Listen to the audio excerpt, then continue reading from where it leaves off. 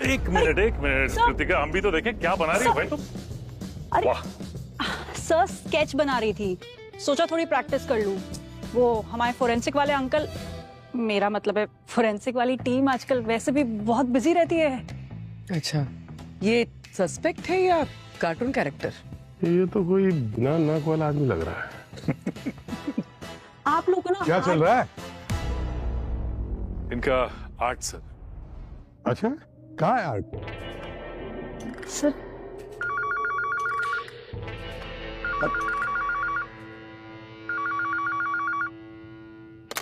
Hello,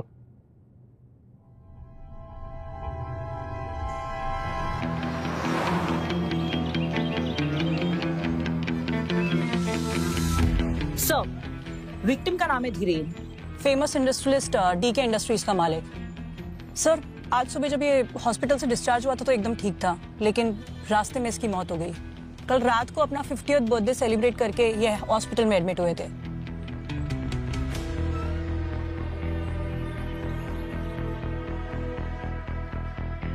जब ये सब हुआ, उनके साथ और कौन कौन था? सर, उनकी बेटी तृप्ति और उनका ड्राइवर रमेश।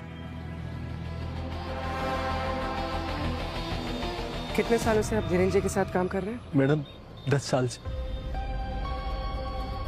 वानी, कल ये कितने बजे के आसपास हुआ? 7-8 बजे के आसपास।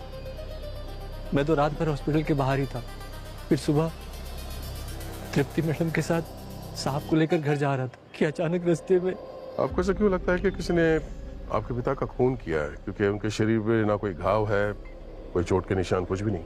सर, मेरे पापा बिल्कुल ठीक थे सर। हम उन्हें घर वापस ले जा ही रहे थे कि रास्ते में पता नहीं क्या हुआ, वो अजीब अजीब सी बातें करने लगे सर। वो कहते मुझे कोई मार देगा बेटा, मुझे कोई मार देगा, ऐसा बार बार बोल रहे थे सर वो। और फिर अचानक से ये हो गया। मैडम, साहब ना मरने से पहले बहुत डरे हुए थे। अच्छा, कल रात बर्थडे पार्टी थी उनकी, तो किसी के साथ कोई झगड़ा वगैरह हुआ था वहाँ पे? नहीं सर, पापा सबके साथ डांस कर रहे थे। मुझे उन्होंने नेक्स्ट सीईओ अनाउंस किया था सर। बस सर, अनाउंसमेंट के बाद पापा थोड़ा सा परेशान लग रहे थे सर। क्यों? नहीं, मतलब आपके सीईओ बनाने से किसी को कोई दिक्कत थी? कौन हो सकता है? सर, पार्टी में तो सब अनाउंसमेंट के बाद भी खुशी लग रहे थे, लेकिन हाँ सर, वो पापा की वो जो बिजनेस पार्टनर है अक्षय अंकल, वो अलग जाकर बैठ गए थे। पर सर, वो मेरे पापा के बेस्ट फ्रेंड है सर। वो ऐसा क्यों ही करेंगे सर? मुझे तो कुछ समझ में नहीं आ रहा, वो या कोई और भी ये क्यों करेगा सर? सर, मैं एक रिक्वेस्ट करूंगी, आप जिसने भी ये किया है आप उसे छोड़िएगा मत sir, please.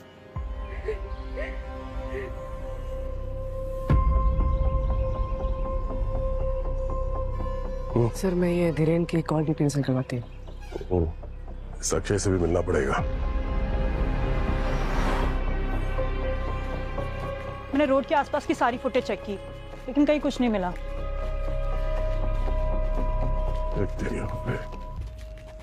Hello sir. Hello ma'am. Sir का रूम ये है।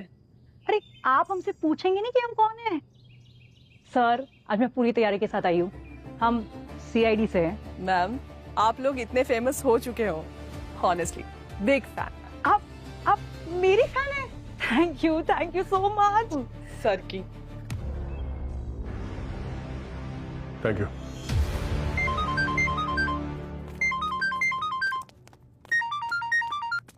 अब ये फोन रिकॉर्ड से पता चला है कि धीरेन को आखिरी कॉल अक्षय का ही आया था। मतलब हमारा शक सही था क्या? ओके। नहीं, तुम टेंशन मत लो, मैं देखता हूँ, मैं कुछ करता हूँ। 1 मिनट, मैं कॉल करता हूँ। Yes sir. कल रात धीरेन को कॉल क्यों किया था तुमने? सर, उसकी तबीयत पूछने के लिए। जब मुझे पता चला कि धीरेन घर में बेहोश हो गया है, तो उसका हालचाल जानने के लिए मैंने कॉल किया था। बड़ी फिक्र हो रही है तुम्हें, जबकि धीरेन ने तो बिजनेस बेटे के नाम कर दिया था। और इस बात को लेकर तुम्हें गुस्सा तो नहीं आया? और हो सकता है गुस्से में आके।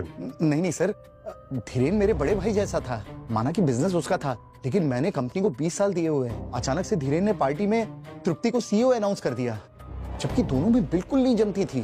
धीरेन की वाइफ की डेथ के बाद तृप्ति यूएस चली गई थी, फिर अचानक से उसे सीईओ बनाना मेरी कुछ समझ में नहीं आया।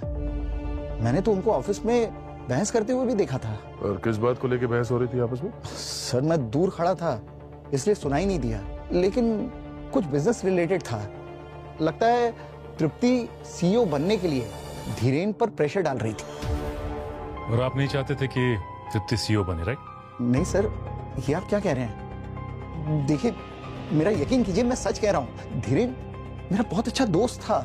हाँ, तृप्ति के सीईओ बनने से मैं नाराज जरूर था, लेकिन धीरेन के साथ ऐसा कुछ करने का मैं कभी सोच भी नहीं सकता था। मर्डर की रात आप कहाँ थे? रात में मैं क्लब में ही था, सुबह घर गया। आप चाहें तो वहां के स्टाफ से पता कर सकते हैं। पता तो हम कर ही लेंगे, लेकिन आप शहर छोड़कर कहीं नहीं जाएंगे, समझे? जी सर।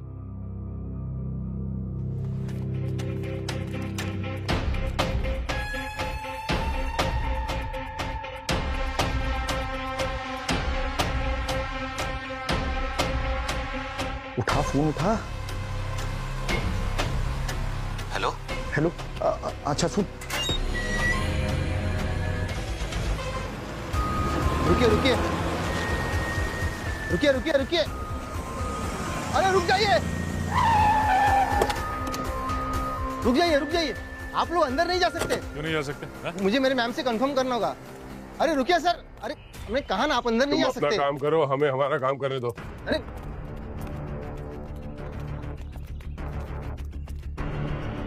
सर, कुछ पता चला कि खूनी कौन है? हाँ, पता चल जाएगा। खूनी शायद हमारी आंखों के सामने ही है। आपने हमें बताया नहीं कि आप और धीरेन के बीच ऑफिस में बहस हुई थी। किस बात को लेकर हुई थी बहस? मुंह बंद रखने से काम नहीं चलेगा, बोलना पड़ेगा। अक्षय ने हमें सब कुछ बता दिया है। अक्षय अंकल तो चाहते ही नहीं थे कि मैं सीईओ बनूं। नफरत करते हैं वो मुझसे, इसीलिए तो मेरे और पापा की पर्सनल बातें बता दी उन्होंने आपसे। अच्छा, तुम्हें क्या लगा वो हमें नहीं बताते? तुम्हें पता नहीं चलता? जो पूछ रहे हैं ना, चुपचाप उसका जवाब दो।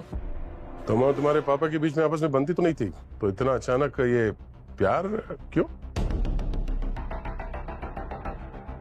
शर्म आती है मुझे अपने बाप पे।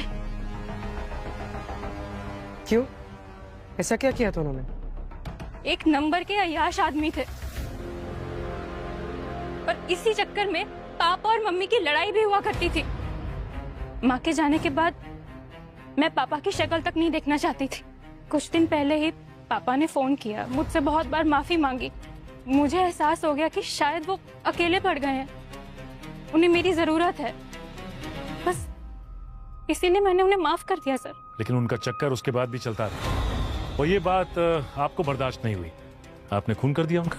सर, एक बाप कितना भी बुरा क्यों ना हो, एक बेटी ऐसा कभी नहीं करेगी। मैं चाहती थी कि उनको उनके कर्मों की सजा जरूर मिले, पर मैं ऐसा क्यों करूंगी सर? सर, धीरेन के फोन रिकॉर्ड से एक नई इन्फॉर्मेशन मिली है। उसके मरने से ठीक पहले उसे एक अजीब सा मैसेज आया था। क्या मैसेज था? सिर्फ एक वर्ड, सॉरी। सिर्फ सॉरी? Yes sir. मरने से पहले किसी ने धीरेन को सॉरी भेजा था। इसका मतलब ये हुआ कि या तो मैसेज भेजने वाला धीरेन के मर्डर के बारे में जानता था और उससे माफी मांगना चाह रहा था, या फिर ये भी हो सकता है कि जिसने वो मैसेज भेजा था वही खूनी हो। कुछ पता चला ये मैसेज भेजा किसने था? सर, बर्नर फोन से मैसेज आया, अभी तक ट्रेस नहीं हो पा रहा। ठीक है, डिजिटल फॉरेंसिक टीम को भेज दो। ये मैसेज जो है इसका खूनी से जरूर कोई ना कोई कनेक्शन तो है। सड़ुंखे, फिर इनके लाश ने कुछ बताया? बताएगी बताएगी, पहले तो आप ये देखो, इसके ये क्या है ये सर में इंजरी देखो।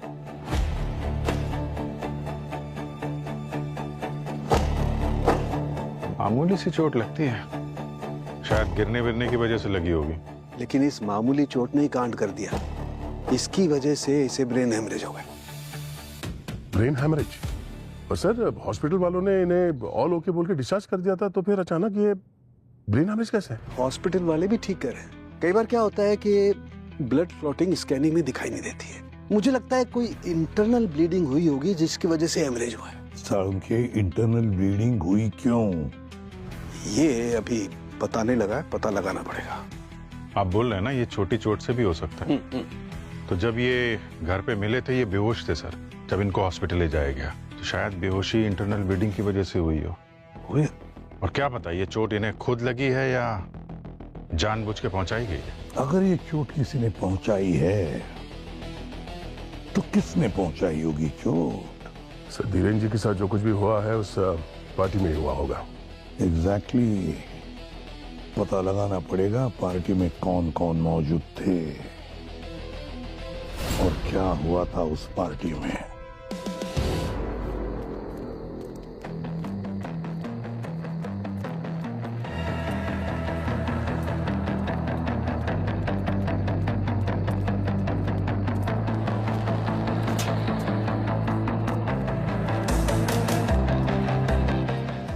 सुनो, यस सर। हम सीआईडी से, या मैनेजर कौन है उसको बुलाओ।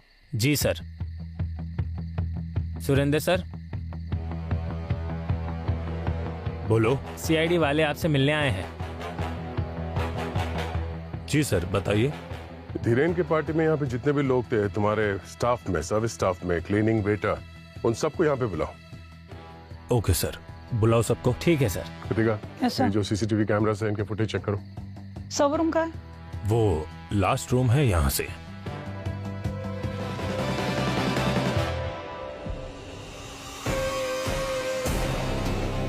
धीरेन के पार्टी से जाने के बाद उसका किसी ने खून कर दिया। यहाँ पे पार्टी में किसी के साथ बहस हुई थी उनकी, या कोई झगड़ा हुआ था, चुपचाप बता दो। अगर छुपाने की कोशिश करोगे तो तुम लोग तकलीफ में आ सकते हो, इतना याद रखना। तुम्हारे पसीने क्यों छूट रहे हैं? बस गर्मी लग रही थी। बेटा जेल में इससे भी ज्यादा गर्मी लगेगी तुम्हें, जो पेट में है बाहर निकाल। उस दिन उन दोनों को पार्टी से बाहर जाते हुए देखा था। वो दोनों कुछ बहस कर रहे थे। ये थे? यही थे। दूसरा आदमी इन पर बहुत गुस्सा कर रहे थे। क्या बात कर रहे थे, सुना तुमने? कुछ बेटी बेटी कर रहे थे। बेटी? सर सही देखिए।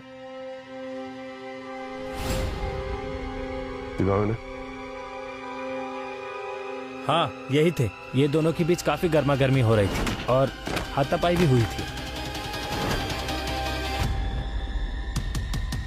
बुलाओ इसे ब्यूरो में। तुम्हारी धीरेन के साथ हाथापाई हुई थी या नहीं? हाँ। तो बता क्यों नहीं? मैं डर गया था, आप लोग सीआईडी है, अगर ये बात नहीं छुपाता तो आप सब मुझ पर ही शक करते। शक नहीं, अब पूरा यकीन हो गया है कि धीरेन को तुमने ही मारा है। नहीं सर, मैं ऐसा नहीं कर सकता हूँ। बस मेरी धीरेन के साथ पार्टी में लड़ाई हुई थी। किस बात को लेकर लड़ाई हुई थी तुम्हारी? वो मैं आपको नहीं बता सकता। नहीं बता सकते मतलब? क्यों नहीं बता सकते? क्योंकि वो पर्सनल है। ओ हेलो मिस्टर अक्षय, अभी अगर दया सर पूछेंगे ना तो पिछले जन्मों की बातें भी बोलने लगोगे। जो पूछ रहे चुपचाप बताओ। सर धीरेन मेरे भाई जैसा था, वो मेरा बहुत अच्छा दोस्त भी था, लेकिन वो एक अच्छा पति नहीं था। उसके बहुत सारे अफेयर्स हुए थे और इन्हीं अफेयर्स की वजह से धीरेन और उसकी वाइफ में लड़ाई होती रहती थी। वाइफ की डेथ के बाद तो हाल बहुत बुरा हो गया। मैं हर बार उसे कवर करता था, लेकिन इस बार मैटर कंपनी का था। कंपनी का मैटर? क्या? उसका मेरी असिस्टेंट कनिका के साथ अफेयर था। Hello sir. Hello ma'am. Sir का रूम ये है। तो इस बात को लेकर लड़ाई हुई तुम लोगों की? नहीं सर, एक्चुअली मैंने कंपनी के अकाउंट से कुछ अमाउंट कनिका के अकाउंट में ट्रांसफर किया था ताकि ये बात बाहर ना आए। धीरेन को पता चला तो वो बहुत गुस्सा हो गया था। जब मुझे पता चला कि धीरेन हॉस्पिटल में एडमिट है तो मुझे बहुत बुरा लगा। मैंने उससे माफी मांगने के लिए उसे कार्ड, केक और फ्लावर्स भी भेजे थे। वो सब तो ठीक है, लेकिन कंपनी के फंड्स इधर उधर करना कानूनी जुर्म है, मालूम है ना? सर, इनके सारे बैंक अकाउंट अच्छी तरह से चेक करो, मनी ट्रांसफर वगैरह सब कुछ, सब पता चल जाएगा, समझे? सब पता चल जाएगा। अच्छा, वो सॉरी वाला मैसेज, उसके बारे में कुछ पता चला?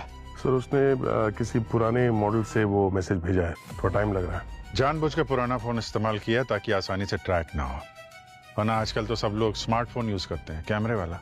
एक काम करते हैं, धीरेन के सारे कॉन्टैक्ट्स की लिस्ट बनाओ, देखो उनमें से किसी के पास इस तरह का फोन है क्या, पता तो चले कि ये सॉरी बोलने वाला है कौन। हाँ सारंगे, क्या खबर है? खबर ये है बॉस कि सोने के दाम गिर रहे हैं, इन्वेस्ट कर लो। बड़े अच्छे मूड में हो। कुछ बड़ा हाथ लगा क्या? बहुत बड़ा हाथ लगा है। तो दिखा ना। बॉस, डॉक्टर एकदम सही कह रहा था। हॉस्पिटल में ये बंदा एकदम हेल्दी था। मगर डॉक्टर साहब, आपने तो कहा था कि धीरेन की मौत ब्रेन हैमरेज से हुई थी। हुई नहीं थी, मौत करवाई गई थी। ब्रेन हेमरेज जैसे कुछ, मैं बताता हूं। इसकी मदद से करवाई गई थी। क्या ये? न्यूरोथ्रोम्बेक्स वर्जन 5। परसों की कड़ी मेहनत और मेडिकल रिसर्च से इसे बनाया गया है। सिर्फ 2 बूंद काफी है इसकी किसी भी इंसान की जिंदगी लेने के लिए। ऐसा क्या करता है केमिकल? सचिन, ये पूछो क्या नहीं करता है, मैं बताता हूं। यहाँ आइए, ये देखो, ये किसी भी इंसान की ब्लड वेसल्स को कमजोर कर देता है और उससे ब्लड क्लॉटिंग शुरू हो जाती है, ठीक वैसे ही जैसे किसी के ब्रेन हेमरेज के वक्त होती है। तो किसी ने जानबूझ के धीरेन को ये ड्रग दिया था? बिल्कुल। ये देखो, ये जो न्यूरोटॉक्सिक कंपाउंड है, इसकी वजह से इसकी ब्लड क्लॉटिंग की एबिलिटी खत्म हो गई थी।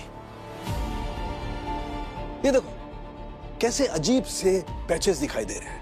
बस मुझे भी शुरू में यही लगा था कि शायद इसे ब्रेन हेमरेज ही हुआ है। सर, ये ड्रग इतनी आसानी से किसी को भी दिया जा सकता है? सचिन, यही तो खासियत है इसकी। इसकी ना अपनी कोई स्मेल होती है, न इसका कोई कलर होता है, न कोई टेस्ट होता है। आसानी से किसी भी चीज में डिसॉल्व हो जाता है और कोई कलर भी नहीं छोड़ता। बिल्कुल नहीं। ये देखो,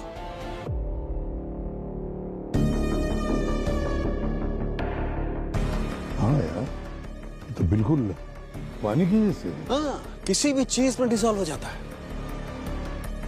मतलब खूनी को मेडिसिन की अच्छी खासी नॉलेज होगी। इस ड्रग्स के बारे में वो पहले से जानता है। वैसे साउंड, एक बात बता, ये ड्रग, ये कंपाउंड न्यूरोथ्रोम्बेक्स 5 अपना असर करने के लिए कितना वक्त लेता है? 3 से 4 घंटे। 3 से 4 घंटे। और धीरेन की मौत कितने बजे हुई थी? सुबह के 7, सवा 7 बजे से। सर, हमने क्लब का सीसीटीवी चेक किया था। धीरेन 9 बजे से लेकर रात 1 बजे तक पार्टी कर रहा था। और सर 1:30 बजे इन्हें एडमिट किया गया था हॉस्पिटल में। धीरेन 9 बजे से 1 बजे तक पार्टी कर रहा था, फिर 1:30 बजे उसे हॉस्पिटल में एडमिट किया और फिर 7 बजे, सवा 7 बजे उसकी मौत हो गई। मतलब बीच के 3-4 घंटों में ही इस ड्रग ने अपना काम किया था। मतलब रात को 2 या 3 बजे से ड्रग दिया गया होगा। अक्षय कहाँ था उस वक्त? सर, क्लब के सीसीटीवी के हिसाब से अक्षय क्लब में ही था। सर, लेकिन अक्षय तो पूरी रात अकेला था, अकेला पार्टी कर रहा था। सर, फिर कौन हो सकता है जिसने जहर दिया? वही पूर्वी, वही जो धीरेन के कमरे में गया था। पता लगाओ कौन गया था धीरेन के कमरे में, और फिर जो भी गया था उसके हाथ ये न्यूरोथ्रोम्बिक्स वर्जन 5 ड्रग लगा कैसे? सर, धीरेन के फैमिली और फ्रेंड्स में जितने लोगों ने बर्नर फोन्स खरीदे हैं, उनकी लिस्ट निकाली हमने। एक आदमी है जिसने 15 बर्नर फोन्स खरीदे हैं। कौन है वो? सर, धीरेन खुद। वो अपने स्टाफ को बर्नर फोन्स ही देता था। तो डिजिटल फॉरेंसिक को धीरेन के स्टाफ का फोन भिजवा देते हैं, पता तो चले कि ये सॉरी मैसेज भेजा किसने था। आइए सर। ये रही उस रात की फुटेजेस। लेकर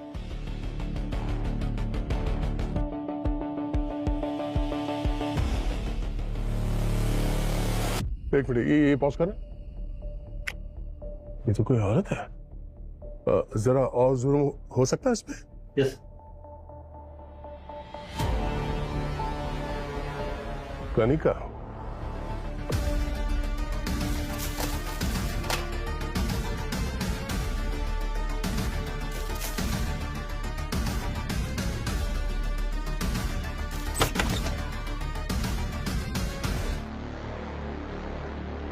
ये धीरेन के रूम में आप दोनों की ड्यूटी थी?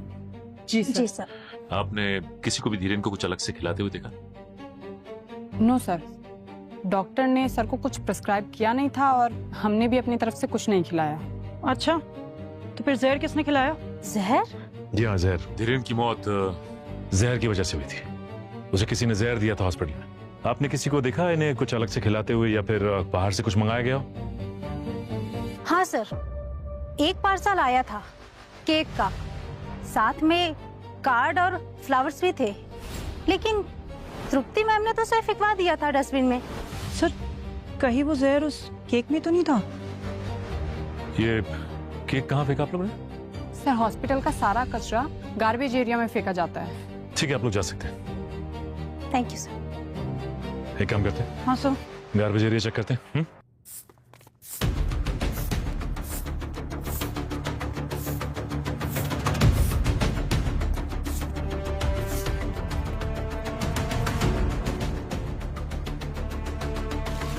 जी सर, कितनी बदबू आ रही है। जब कचरा है तो बदबू तो आएगी। हाँ सर लेकिन मेरे पास इसका एक सोल्यूशन है।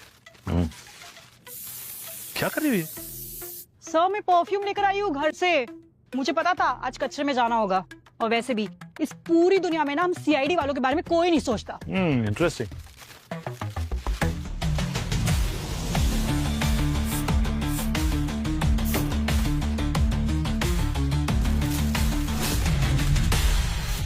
एक मिनट, ये धीरेन का रूम नंबर 417 था ना? हाँ सर।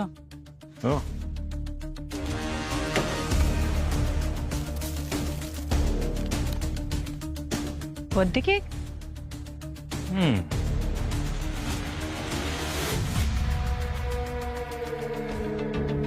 एक काम करते हैं, इसे फॉरेंसिक लेके चलते हैं। सर मैंने कुछ नहीं किया। I really love Dhiren. वो तो अपनी बर्थडे पार्टी में तृप्ति को हमारे बारे में बताने ही वाला था। फॉर इन्फॉर्मेशन मैं आपको बता दूं कि उसने ऐसे 4-5 और लोगों को ही बोला है। और जब उसने तृप्ति को तुम्हारे बारे में नहीं बताया, तुमने उसका खून कर दिया। नहीं, ऐसा क्यों कह रही है? क्या कर रही थी तुम उस रूम में? मैं बस मिलने गई थी। अक्षय सर ने पैसे दिए थे हमारा अफेयर छुपाने के लिए। मैंने वो पैसे भी लौटा दिए थे। सर मैंने कुछ नहीं किया है सर, मैं सच में कुछ नहीं किया है। सुनूंगा सर। हाँ सर। हाँ दया, मुबारक हो। किस बात के लिए सर? अरे भाई, जहर मिलने की खुशी में वो केक जो तुम लोगों ने भेजा था ना दोस्त, जहर उस केक में नहीं था। तो इसमें खुशी की क्या बात है? अरे सुन तो लो पूरी बात यार। जहर केक में नहीं था, लेकिन जहर केक वाले बॉक्स में था। जहर केक में नहीं, केक बॉक्स में था। अब ये क्या चक्कर है सर? कि ऐसा तो नहीं कि जिसने भी वो केक वहां पे दिया था, हाँ, जहर उसके हाथ में हो जिसकी वजह से वो बॉक्स में लग गया? There you are. Right. ठीक है सर, थैंक यू। सर वो नर्स भी बता रही थी कि केक खुला डिलीवर हुआ था, इसलिए तृप्ति ने वो केक डस्टबिन में फेंक दिया था। पूर्वी, पता करो ये केक जहां से भी डिलीवर हुआ था वो बॉक्स खुला क्यों था?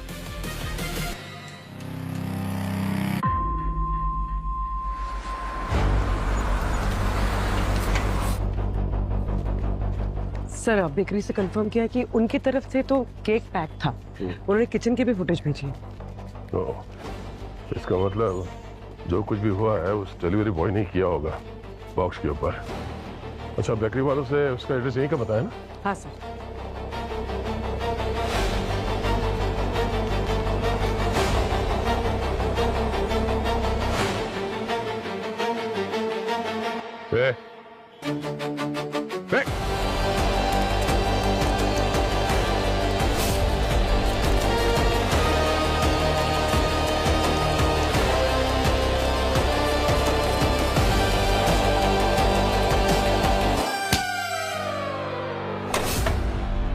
तुझे क्या लगा केक बॉक्स पे जहर लगा के तू निकल जाएगा? सर मैंने तो बस केक डिलीवर किया था। अच्छा, उस केक में जहर था जो तूने मिलाया था? जहर? सर मैंने जहर नहीं मिलाया सर। तो फिर भागा क्यों? सर वो मैंने केक में से एक पीस खा लिया था सर। दिन रात डिलीवरी करते करते भूख लग गई थी। मैं डर गया था सर कि अगर पकड़ा गया तो मेरी नौकरी चली जाती, इसलिए मैं भागा सर। सर धीरेन को किसी ने 2 से 3 बजे के बीच में जहर दिया था, ठीक उसी दिन जिस दिन उसने अपना सारा बिजनेस अपनी बेटी के नाम पे कर दिया था। और सर इस बात से सबसे बड़ी दिक्कत तो उसके बिजनेस पार्टनर अक्षय को होनी चाहिए। सर लेकिन अक्षय तो उस वक्त क्लब में था, और ऐसा मान भी लिया जाए कि अक्षय ने जहर भेजा हो तो सर उसके भेजे हुए केक में जहर था ही नहीं। जहर तो केक बॉक्स पर लगा हुआ था। सर केक बॉक्स पे जो फिंगरप्रिंट्स हैं हमने उसे चेक किए, वो किसी से मैच नहीं हो रहे सर। हमारे पास अक्षय की असिस्टेंट कनिका, उसके भी फिंगरप्रिंट्स हैं। सर उस केक बॉक्स के अलावा हमारे पास और भी एविडेंस है जिससे अभी तक फिंगरप्रिंट्स लिए नहीं है सर। वो बॉटल सिरिंज इतनी बुरी तरह से टैम्पर्ड है तो स्कैन करना थोड़ा मुश्किल हो रहा है। हो सकता है उससे कुछ मिल जाए। कि जो भी कोई है पहले जहर भेजता है और फिर सॉरी का मैसेज भी भेज देता है। बहुत शातिर समझता है अपने आप को, मगर उसे ये पता नहीं कि सीआईडी के चंगुल से कोई अब तक बचा नहीं है। पूर्वी, पता चला वो सॉरी मैसेज वाला फोन धीरेन के किस स्टाफ मेंबर का है? सर सॉरी वाला मैसेज तो स्टाफ में से किसी ने नहीं भेजा है, लेकिन इंस्पेक्शन के लिए जब हमने सारे लोगों के फोन्स लिए, सिर्फ इस रमेश ने, धीरेन के ड्राइवर ने, इसने अपना फोन नहीं दिया। ये वही ड्राइवर है ना जो खून के वक्त धीरेन के साथ था गाड़ी में? हाँ सर। तो फिर दया इस रमेश के घर का कोना कोना छान मारो, हो ना हो वो फोन उसी रमेश के पास ही होगा। तुमने अपना फोन क्यों नहीं दिया था? साहब मेरा फोन पहले ही चोरी हो चुका था। अच्छा, पुलिस में कंप्लेंट लिखवाई थी? हाँ साहब, उसकी रिपोर्ट भी है मेरे पास। तुम अकेले रहते हो इस घर में? हाँ मैडम। अच्छा ये बताओ कि किसी को हॉस्पिटल में आते हुए देखा मिलने के लिए धीरेन से? नहीं साहब, हॉस्पिटल में कोई नहीं आया था, बस तृप्ति बिटिया ही थी उनके पास।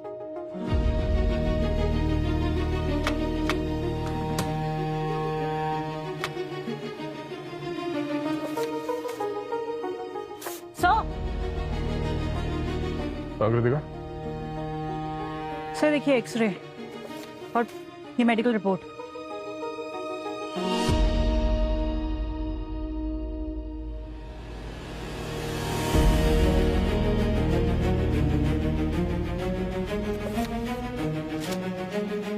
क्या ये? हाँ, इतने सारे महंगे कपड़े, ये धीरेन की वाइफ के मेडिकल रिपोर्ट तुम्हारे घर में क्या कर रहे हैं? ये कपड़े कहीं धीरेन की वाइफ की तो नहीं? तुम्हारे पास कहां से आए? हैं? साहब मैंने कुछ नहीं किया साहब, आप मेरा यकीन मानिए, मैं धीरेन साहब के यहाँ बहुत सालों से काम करता हूँ साहब। हमारे साहब की और मैडम की बिल्कुल नहीं बनती थी। हमारे साहब के बाहर बहुत सारी लड़कियों से बहुत सारे चक्कर चलते रहते थे। मैडम के जाने के बाद मैं उनका कुछ सामान यहाँ लेकर आया था, क्योंकि मुझे पूरा शक था कि मैडम की मौत में धीरेन साहब का हाथ है। अगर तुम्हें शक था कि धीरेन ने अपनी वाइफ को मारा है तो तुमने पुलिस को क्यों नहीं बताया? साहब हिम्मत नहीं जुटा पाया। मैंने सोचा था इस बार जब तृप्ति बिटिया आएंगी तो ये सब सामान उन्हें दे दूंगा, पर उससे पहले ही साहब ये देखो। और भाई साहब ये भी देखो। ये भी मतलब ये तो दोनों एक ही है ना? नहीं है, दोनों सेम नहीं है, दिखते सेम है, लेकिन ये स्कैन दो अलग अलग लोगों के हैं।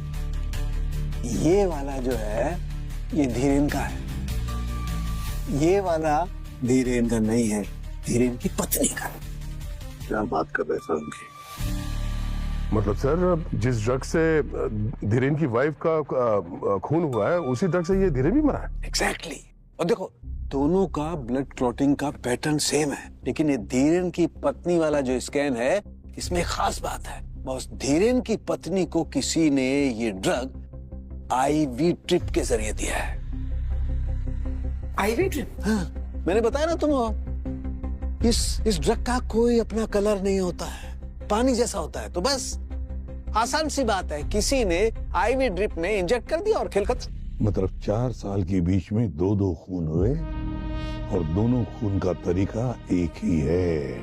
मतलब जिसने धीरेन को मारा उसी ने धीरेन की वाइफ का खून किया? सर जब हम लोग रमेश के घर पे गए थे घर की तलाशी लेने के लिए, तभी उसने हमें ये बताया था कि उसे शक था कि धीरेन ने ही अपनी वाइफ का खून किया है।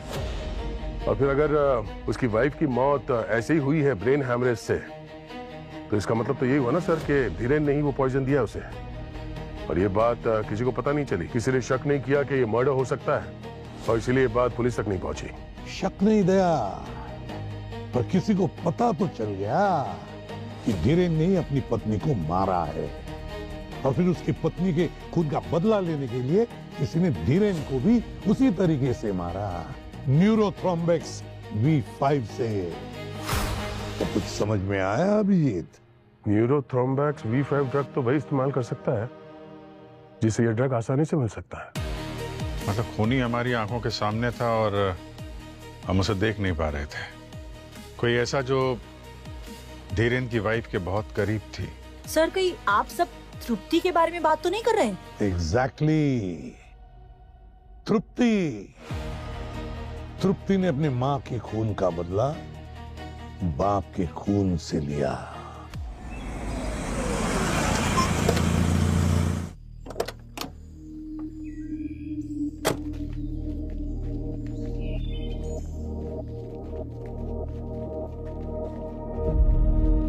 तृप्ति, तृप्ति, कहाँ हो तुम? तृप्ति,